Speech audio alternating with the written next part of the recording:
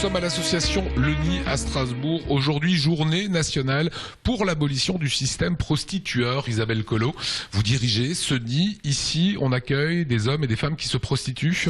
On accueille des hommes, des femmes qui sont prostitués à Strasbourg ou même parfois maintenant aussi par Internet dans les petites annonces.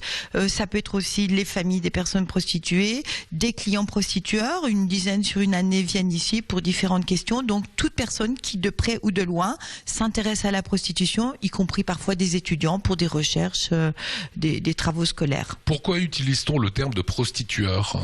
Eh bien c'est assez nouveau, c'est une volonté des 55 associations abolitionnistes au plan national de dénoncer un système qu'on qualifie de prostitueur, pour ne plus regarder la prostitution uniquement à travers le prisme de la personne prostituée, où pour là on a plein d'idées, plein de clichés, mais où on essaye aussi de bien comprendre cette organisation qui fonctionne d'une part grâce à l'argent des clients prostitueurs, grâce aux mafias qui entretiennent, qui ramènent, qui alimentent le commerce, grâce à la société qui banalise, qui normalise, qui cautionne ça et qui dit ok on ne fait rien, grâce aux institutions qui parfois contribuent aussi, sont proxénètes quand ils pénalisent les personnes prostituées, quand ils prennent les impôts, etc.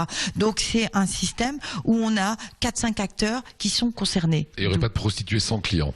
Bien, ça c'est la première chose, et les clients sont les plus nombreux dans les rues. Vous militez pour l'abolition de ce système-là. Ça veut dire que à terme, il n'y aurait plus du tout de prostituées en France. C'est un grand souhait, plus de prostituées, plus de clients, et surtout une relation sexuelle et affective vécue de façon égalitaire. Et il y aura toujours une détresse sexuelle et des gens qui auront besoin de rencontrer et ils n'auront pas trouvé d'autre système que de payer. Derrière toute cette abolition du système prostitueur, on souhaite que la sexualité ne soit pas mise dans le monde marchand, on souhaite qu'il n'y ait pas de banalisation, qu'il y ait moins de domination de l'homme sur la femme. Car si vous analysez ce système, eh bien ça marche pourquoi ? On va s'inquiéter, ces pauvres hommes qui n'ont personne.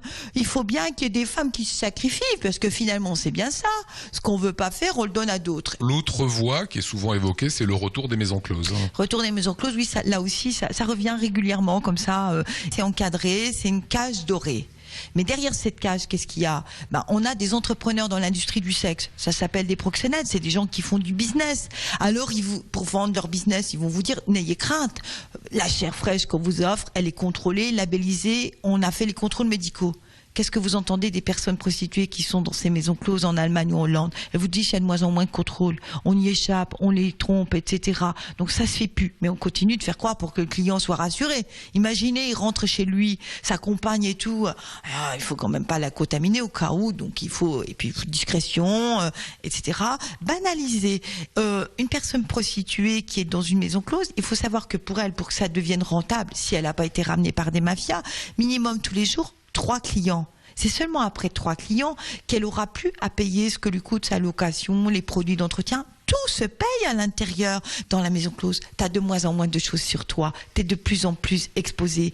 Tu as juste un string, un petit soutif, très peu de choses. Là, tu es déshabillé, tu es mise à nu. À l'extérieur, tu as un peu plus sur toi. Et je crois que c'est là qu'il faut s'interroger. 25 novembre, ce projet sera discuté. Pour l'instant, c'est soutenu par la ville de Strasbourg, par Armand Young. Par plusieurs élus strasbourgeois. Il faut savoir que l'Alsace est une terre abolitionniste depuis longue date. On a été précurseur dans la fermeture des maisons closes. Colmar en premier, suivi de Strasbourg 1925. Et donc, on espère, l'Alsace étant terre d'humanisme, porteuse de ce projet, que nos élus fassent avancer. Et on a de la chance. On a de nombreux élus qui ont déjà signé l'appel à abolition 2012. Armand Young, Fabienne Keller, Roland Rismin, Negunba, voilà pour les principaux. J'en oublie. Même le président du Conseil général du Bas-Rhin. Il faut se dire que dans l'internationalisation aujourd'hui, dans la mondialisation, il y a des choses qu'on ne marchande pas, qu'on ne doit plus marchander. C'est la sexualité. Merci Isabelle Collot, responsable du nid ici à Strasbourg.